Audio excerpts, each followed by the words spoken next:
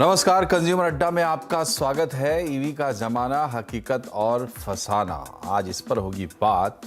और हमारे साथ होगा एक्सपर्ट्स का एक पैनल। और ये बातचीत हम क्यों कर रहे हैं, इसलिए कि देखिए अब ईवी में वो बात नहीं रही जो पिछले साल तक थी। कई मॉडल्स हैं सामने कार के, जिनमें आप चुनाव कर सकते हैं। टू व्हीलर और थ्री व्हीलर का मार्केट ठीक ठाक अच्छा पिकअप कर रहा है। हालांकि नंबर्स अभी भी बहुत कम है, लेकिन अच्छा पिकअप कर रहा है। तो क्या है अब ईवी के मार्केट की हकीकत, और कितना अब भी हम कह सकते हैं कि फसाना है, क्योंकि सपने तो बहुत बड़े बड़े हैं। 2070 तक भारत को जीरो कार्बन एमिशन पर जाना है, और उसका एक बहुत बड़ा दारोमदार ईवी पर भी निर्भर करता है। तो पहले आपको समझाते हैं कि इस वक्त स्थिति क्या है मार्केट की, ग्राफिक्स के जरिए। ये देखिए, ये 2021 का ईवी मार्केट है। 2020 से अगर आप तुलना करेंगे तो 168% की ग्रोथ आपको देखने को मिलेगी। हालांकि कहा जा सकता है कि बेस बहुत छोटा है, इसलिए ग्रोथ है। 3,30,000 व्हीकल्स बिक रहे हैं कुल मिलाकर, और ऑटो सेक्टर जो है वो करीब करीब 2.25 करोड़ का है भारत में, तो बहुत ही छोटा हिस्सा है। लेकिन ये जो बिक्री हो रही है, इसमें भी 48% टू व्हीलर से आ रही है बिक्री, और 47% थ्री व्हीलर से। यानी मिला जुला के यही दोनों है जो पूरा कवर करके रखा है। लेकिन कार मार्केट अब धीरे धीरे पिकअप कर रहा है। 4% शेयर अभी है इस वक्त। बसेस का शेयर 0.36%, यानी बहुत ही कम है। तो ये है तस्वीर ईवी मार्केट की, आप ठीक से देख लीजिए। 2020 की तुलना में 2021 को हम रख रहे हैं। 168% की ग्रोथ मिल रही है। 3,30,000 की बिक्री है, और जो पूरी बिक्री है उसमें शेयर टू व्हीलर का 48%, थ्री व्हीलर का 47%, कार का 4% और बस का 0.36%, 1% भी नहीं है। और कुल मिलाकर जो पूरा ऑटो मार्केट है, उससे हम अगर तुलना करेंगे तो 1% से कुछ ज्यादा, बस 1% से कुछ ज्यादा टोटल व्हीकल्स में शेयर है ईवी का अभी इस वक्त इंडिया में। 2021 में जो असेसमेंट्स हुई है, जो रिपोर्ट्स आई हैं, उसके मुताबिक। और अब आपका परिचय कराते हैं अपने पैनल से। हमारे साथ है ऑटो एक्सपर्ट टूटू धवन साहब, ओकाया ईवी के एमडी अंशुल गुप्ता, और इको तेजस के डायरेक्टर श्रीयल ठाकरे। आप तीनों का बहुत बहुत स्वागत है। टूटू सर, पहला सवाल आपसे लेते हैं। फिर एक बार हम ईवी पर कार्यक्रम कर रहे हैं। पहले भी हमने इस तरीके के कार्यक्रम किए थे, जहां तक मुझे ध्यान आता है करीब करीब 1 साल पहले। तो आपने कहा था कि इस वक्त जो है ईवी ये बहुत दूर का ढोल है, व्यवस्था नहीं है, इंतजाम नहीं है। तो बहुत सारे सवाल, इफ्स एंड बट्स थे। 1 साल के बाद कितना सुधार आपको दिख रहा है? मार्केट खास करके जो प्रोमिनेंट सेगमेंट है कार्स वगैरह के, उसमें आपको क्या पिकअप नजर आ रही है, और क्या आपको लोगों में पेंटअप डिमांड दिखाई दे रही है?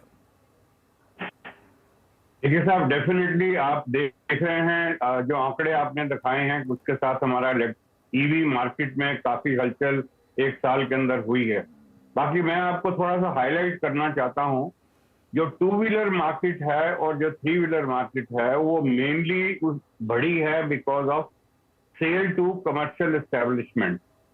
जो आप कहेंगे टू व्हीलर की, वो भी जो हमारे सप्लायर्स हैं, जैसे जोमेटो हैं और कई ऐसे आजकल स्टार्टअप्स हैं जिनको खाने पीने और डिलीवरीज के लिए चाहिए होता है टू व्हीलर, तो उनके लिए एक ये बहुत बढ़िया साधन है। एक तो पेट्रोल पंप पे खड़े होने की जरूरत नहीं है, पेट्रोल डलवाने की जरूरत नहीं है।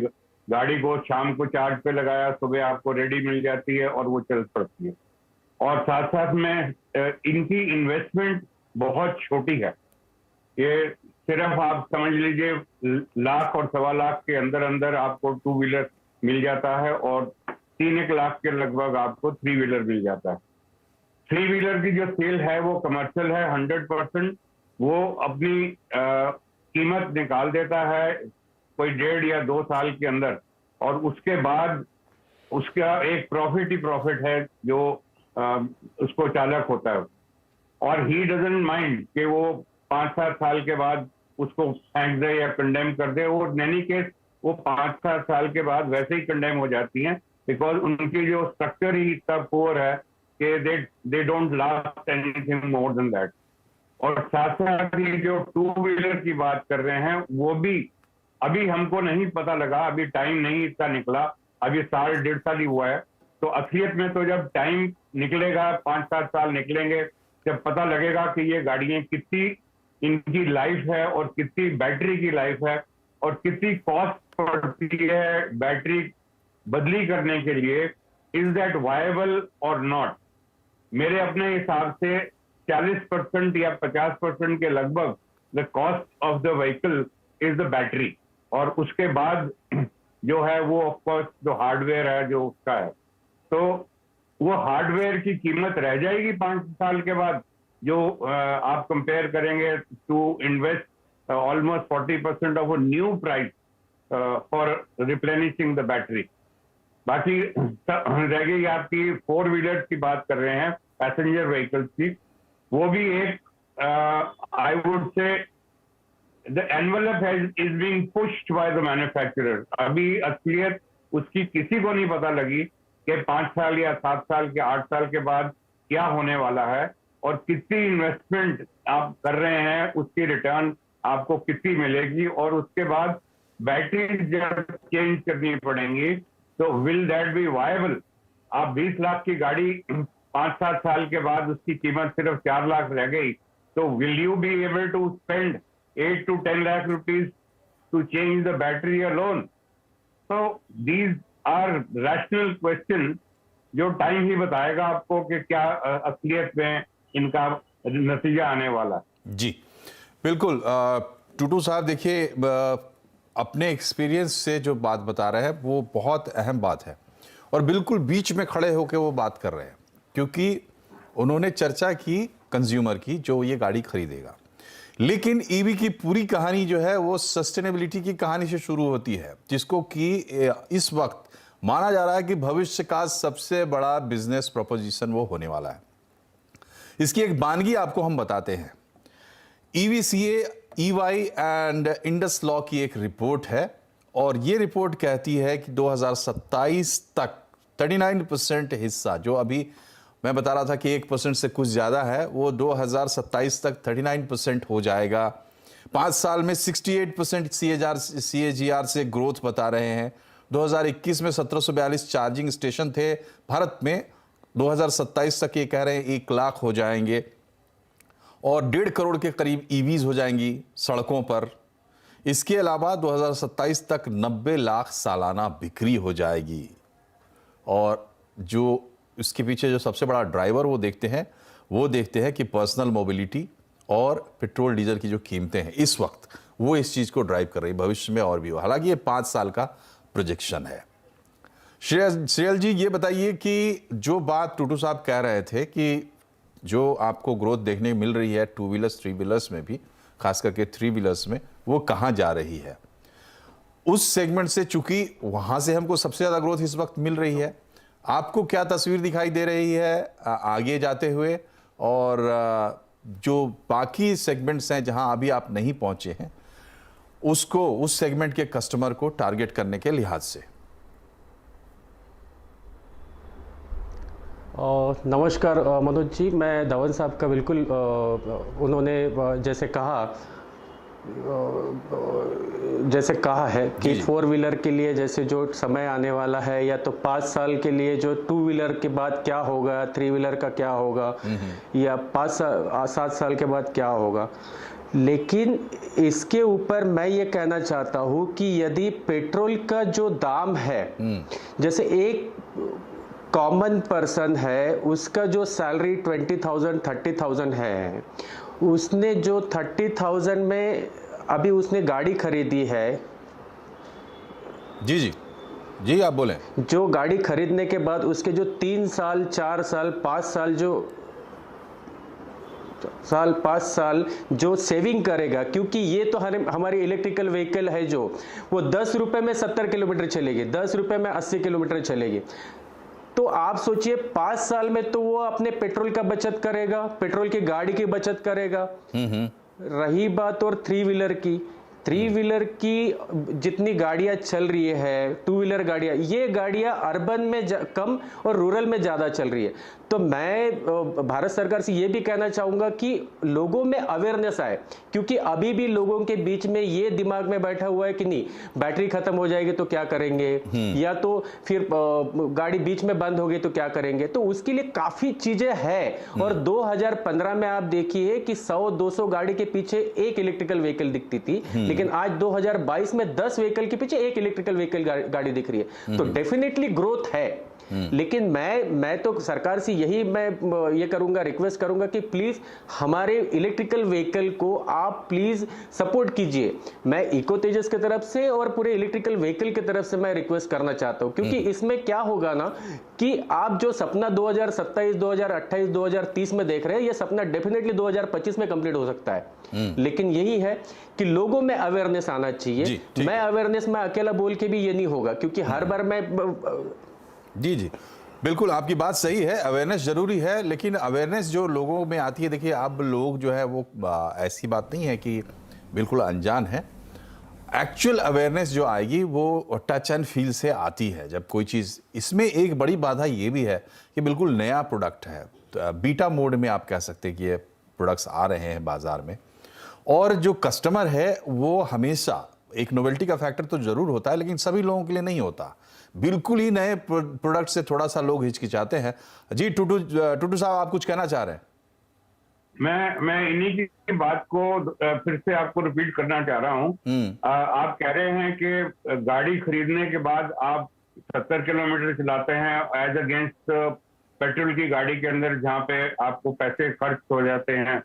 अब मैं आपको ये बताना चाहता हूँ कि यही गाड़ी जो आप 10 लाख रुपए में पेट्रोल की मिलती है, वही गाड़ी आप 18 लाख में खरीदेंगे तो आपने 8 लाख रुपए फालतू खर्च किए हैं on the purchase of the vehicle. अब वो पहले आप 8 उसको लाख वसूलेंगे। रुपए, हाँ, पहले आप उसको कैसे वसूलेंगे? जी अब 8 लाख रुपए आप फिक्स डिपॉजिट में करा दीजिए और उसका इंटरेस्ट के ऊपर आप पेट्रोल में गाड़ी में डालिए और फ्री में चलाइए। जी तो ये बड़ा कंसर्न है टूटू साहब, इसमें तो कोई दो राय नहीं है कि जो कॉस्ट है वो घुमा फिरा के, अब उसको ठीक है, जो बात श्रीयाल कह रहे हैं ये भी बात सही है, और जो बात आप कह रहे हैं वो भी बात बिल्कुल सही है कि कॉस्ट आप ऐसे मेकअप करके नहीं दिखा सकते कि आपने जी 5 साल में इतना बचा लिया और ये कॉस्ट वसूल हो गया, क्योंकि रीसेल वैल्यू की बात होती है। लेकिन मेरा सवाल अंशुल जी से है कि देखिए, विश्वास बनने की बात होती है, नया प्रोडक्ट है, और इन दिनों जो घटनाएं हमने देखी, आप उस सेगमेंट में है तो 4 व्हीलर की बात नहीं कर रहा था मैं। जी मैं समझ गया जी,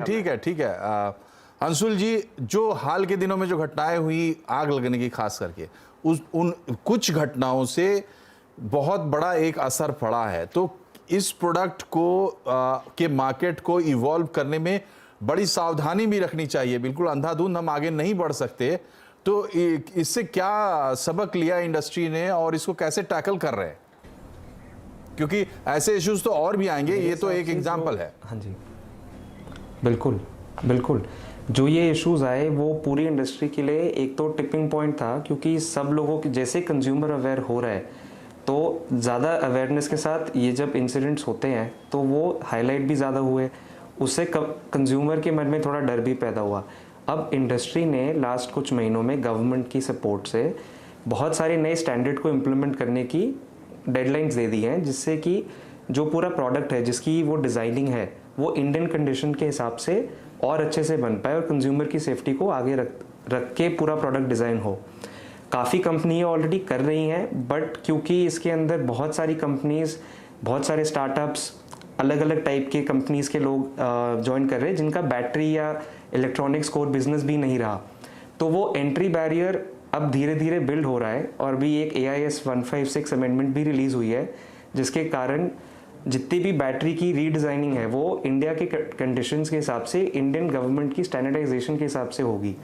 तो ऐसे जो इनिशिएटिव्स गवर्नमेंट ले रही है और टेस्टिंग एजेंसीज ले रही हैं, उससे व्हीकल मैन्युफैक्चरर और बैटरी मैन्युफैक्चरर दोनों के लिए ये बहुत इंपॉर्टेंट हो गया है कि वो बैटरी पैक को अच्छे से डिज़ाइन करे। स्कूटर की ओवरऑल सेफ्टी इतनी आसानी से पास नहीं हो सकती अब, तो उन सब को देखते हुए कंज्यूमर की सेफ्टी और क्वालिटी कंट्रोल भी इम्प्लीमेंट हो रहा है। उसी के साथ अभी COP की भी कंफर्मिटी ऑफ प्रोडक्शन भी अनाउंस हुई है कि दिसंबर से स्टार्ट होगी। तो उसी चक्कर में जो जो आप कंपोनेंट्स अप्रूव करवा रहे हो उसी की पीरियोडिक ऑडिट्स होंगी प्लांट में, चाहे वो सप्लायर हो, सप्लायर के सप्लायर हो, वो पूरी चेन तक इम्प्लीमेंट हो रहा है। तो ऐसे सब इनिशिएटिव पूरी इंडस्ट्री को ट्रांसफॉर्म कर रही है, और इसका जो टाइम सबको दिया गया है, बहुत कम टाइम दिया गया है, जिसके कारण सब लोगों को आपस में मिलके पूरे इकोसिस्टम को अपने आप को गेयर अप करना है।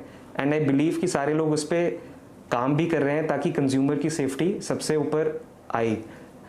साथ ही साथ जो जैसे हम देखते हैं ऑटोमोटिव जो पेट्रोल और डीजल के व्हीकल्स होते हैं उसके अंदर बहुत सारे रिकॉल व्हीकल पॉलिसी भी रहता है कि उस पर पेनल्टी भी होती है OEM पे अगर कोई एमिशन वायलेशन होता है। तो वैसे सब नॉर्म्स इलेक्ट्रिक व्हीकल में भी ड्राफ्ट हो चुके हैं, अब बस वो उनकी पेनल्टी भी बना दी गई है, वो अब रिलीज हो रहे हैं और उनकी पेनल्टीज को भी इंक्रीज किया जा रहा है। तो इन सब सारी इनिशिएटिव्स जो गवर्नमेंट ने पुट फॉरवर्ड करे हैं उन सब से साफ होगा कि एक्चुअली ये पूरी नॉर्म से इंडस्ट्री चलेगी, R&D में भी ज्यादा पैसा इन्वेस्ट होगा, प्रोडक्शन में भी ज्यादा होगा ताकि कंप्लायंसेस बने रहे। तो धीरे धीरे वो जो छटनी होनी है, जो एक fly bye night word use करना चाहूंगा, बिल्कुल ये पूरा इकोसिस्टम जो है वो इवॉल्व हो रहा है, इस समय इवॉल्व हो रहा है, धीरे धीरे चीजें तैयार हो रही हैं। बिल्कुल इसमें वक्त लग सकता है, लेकिन जैसा कि श्रीयल ने कहा कि अगर इस पर सही तरीके से काम करेंगे तो जो टारगेट्स आपने रखे हैं उसको आप जल्दी भी अचीव कर सकते हैं। ब्रेक पर हमें जाना है, लेकिन उससे पहले आपको बता देते हैं कि ईवी की मुख्य दिक्कतें क्या देखी जा रही हैं। इसमें इंडस्ट्री का पॉइंट भी है और कस्टमर का भी है। बैटरी महंगी है और बैटरी के चलते जो व्हीकल है वो भी महंगा हो जाता है। कस्टमर के लिए नई चीज़ है, मैंने बताया ये भी एक समस्या है, कस्टमर के दिमाग में रहता है कि भाई इसको छुएं कि ना छुएं, और कुछ इश्यूज जो आ जाते हैं उसको लेकर ये चिंता और बढ़ जाती है। एक यूनिवर्सल इकोसिस्टम और चार्जिंग स्टेशंस की कमी, चार्जिंग इंफ्रास्ट्रक्चर की कमी, और ऐसे कि कोई ख़ास स्कूटर है तो वो किसी ख़ास चार्जर से चार्ज होता है या जो उसका मॉड्यूल है वो थोड़ा अलग है, ये एक प्रॉब्लम है। एक प्रॉब्लम ये भी है कि भारत में टेम्परेचर कहीं पर बहुत नीचे, कहीं पे बहुत ऊपर होता है। तो कहते हैं कि इसकी बैटरी जो है वो आइडियली 15 से लेके 40 डिग्री सेंटीग्रेड के बीच में ठीक से ऑपरेट करती है। ये भी एक समस्या यहाँ पर रेखांकित की जाती है। दूसरा, इससे जुड़े स्किल्स की कभी देश में अभी कमी है, इसके चलते अगर कोई मान लीजिए कहीं फंस जाता है इमरजेंसी में, उसको मदद कैसे मिलेगी, ये भी एक कंसर्न है लोगों का।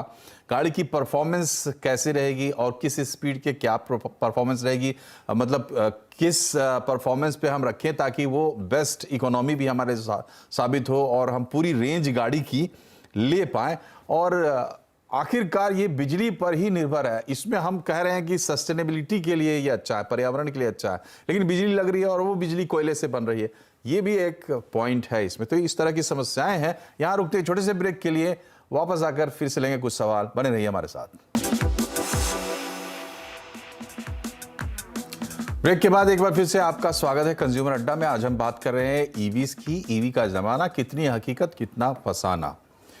और अब एक महिंद्रा की XUV 400 EV भी आ गई है। हालांकि इसकी प्राइस अभी क्लियर नहीं है कि कीमत कितनी होगी, जनवरी से बिकेगी, उसके पहले प्राइस आ जाएगा, लेकिन प्राइस क्या हो सकता है आप अनुमान लगा लीजिए, क्योंकि बात हो रही है ये कम्पीट करेगी टाटा नेक्सॉन के साथ। टूटू सर, ये बताइए कि अब करीब करीब 20 गाड़ियाँ, 20 के आसपास गाड़ियाँ हैं, मॉडल्स हैं EV में, कार में, तो ये पोर्टफोलियो आपको कैसा लगता है? हालांकि हम देखते हैं कि ज़्यादा गाड़ियां जो है वो 30 लाख से ऊपर वाली, मतलब लग्जरी कार्स हैं, छोटी गाड़ियों में ऑप्शंस कम है, तो वहाँ क्या आपको दिखाई दे रहा है? क्या आप बैलेंस हो रहा है पोर्टफोलियो? देखिए, आप जो लग्जरी गाड़ी की बात करते हैं, तो जो लोग वो लग्जरी गाड़ी खरीदने वाले हैं, आई डोंट थिंक उनको कोई फर्क पड़ता है इन्वेस्टमेंट के ऊपर। उनके लिए तो एक ये नॉवेल्टी है एंड स्टेटमेंट इन सोसाइटी कि देखो जी हम कितना एनवायरनमेंट के लिए कंसर्न्ड हैं और हम कितना कंट्रीब्यूट कर रहे हैं। हाँ, बाकी जो एक्चुअल कंज्यूमर्स हैं, आज जो गाड़ी खरीदते हैं 5-6 लाख से लेके और 20 लाख रुपए तक, वो एक्चुअली अपने ऑफिस के लिए और अपने आने जाने के लिए इस्तेमाल करते हैं, और उनके लिए ये गाड़ी, जैसे मैंने पहले भी बताया, 10 लाख की जो पेट्रोल की गाड़ी है वो आपको 18 की खरीदनी पड़ेगी। तो उनको थोड़ा सा सोचना पड़ता है कि हम कितनी इन्वेस्टमेंट बढ़ाएं और हमारे को कोई सेविंग है कि नहीं, और आगे 7-8 साल के बाद उसकी क्या असलियत होगी, मार्केट वैल्यू क्या होगी और बैटरी कब चेंज होगी। हालांकि कंपनी वाले तो वारंटी दे रहे हैं कि 8 साल तक हम आपको वारंटी देते हैं, बट मैं आपको एक लॉजिकल बात बताता हूं। कोई भी बैटरी हो, चाहे आप अपनी टॉर्च की बैटरी ले लें, वो जब नई होती है तो आपको लाइट उसकी बहुत बढ़िया मिलती है, और नई होगी तो गाड़ी की भी माइलेज आपको काफी अच्छी मिलेगी। और जैसे जैसे वो पुरानी होती जाएगी आपकी माइलेज भी कम होती जाएगी। जो 300 किलोमीटर का वायदा है वो फाइनली जाके 5 साल के बाद शायद आपको 50 किलोमीटर ही निकाल के देगी। तो ये एक्चुअली एक्सपीरियंस करने के बाद ही पता लगेगा कि इसमें क्या होने वाला है जी। एक्चुअली फॉर द टाइमिंग तो everything is looking very hunky डोरी, बहुत बढ़िया चीज है। इलेक्ट्रिक व्हीकल पैसे खर्च नहीं होते और आवाज नहीं है। अंशुल जी, ये बताइए कि कारों की बात हमने की, टूटू सर ने उस पर बताया अपना नजरिया, और मुख्य तौर पर जो टू व्हीलर्स है उस पर भी एक बड़ी नज़र है, क्योंकि अभी ड्राइवर है, बड़े प्लेयर्स वहाँ हैं और छोटे प्लेयर्स भी हैं। नया क्या मिल रहा है हमें? गाड़ियों में भी हम देख रहे हैं कि लोग वही गाड़ियाँ हैं, सिर्फ उसका आप कह सकते हैं कि उसका इंजन मतलब उसका दिल बदल, भीतर से गाड़ियाँ बदल गई। तो ईवीज के मार्केट में कैसा एवोल्यूशन, क्या नया मिलने वाला है कस्टमर को जो वो उसकी तरफ और जाएगा? मेरे हिसाब से जो अभी हम प्रोडक्ट लाइनअप देख रहे हैं हमारी कंपनी के साथ ही साथ और जितनी भी कंपनीज हैं, वो प्रोडक्ट के ऊपर, माइलेज के ऊपर, एज वेल एज उनके ऊपर नए टेक्नोलॉजी फीचर, जैसे कि आपकी टच स्क्रीन डिस्प्ले हो गई, आपका यूज़र की परफॉर्मेंस हो गई, अपने सिक्योरिटी लॉक हो गया, जियो फेंसिंग हो गया, ऐसे बहुत सारे फीचर्स जो आज की जनरेशन को चाहिए होते हैं, वो सारे फीचर इसमें बहुत इजीली इनकॉर्पोरेट किए जा रहे हैं। और एक टोटली वेल कनेक्टेड स्कूटर काफ़ी कंपनीज ने रोल आउट किया है, जिससे कंज्यूमर को अब इसके साथ नए बिजनेस मॉडल भी जनरेट हो रहे हैं कि आपका खुद का गाड़ी है बट आप किसी और को लीज भी कर सकते हो। राइड शेयरिंग प्लेटफॉर्म्स भी इससे क्रिएट हो रहे हैं, तो आपका एसेट आप जितना ज़्यादा स्वेट करोगे उतनी ज़्यादा आपकी आरओआई आएगी। तो ये सारी चीज़ें पॉसिबल इसलिए हो पा रही है क्योंकि जो स्कूटर अपने आप में इलेक्ट्रिक स्कूटर है वो बहुत ही स्मार्ट होता है, उसके अंदर इलेक्ट्रॉनिक्स भी हैं, बैटरी भी है, और कुछ % उसमें मैकेनिकल और प्लास्टिक पार्ट्स रहते हैं।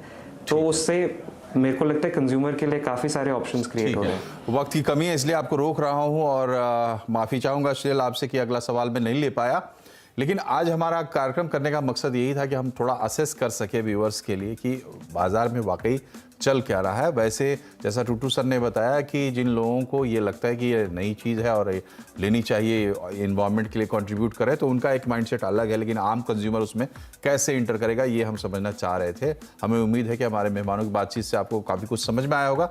कार्यक्रम में फिलहाल इतना ही। आप तीनों का बहुत बहुत शुक्रिया हमसे जुड़ने के लिए। नमस्कार।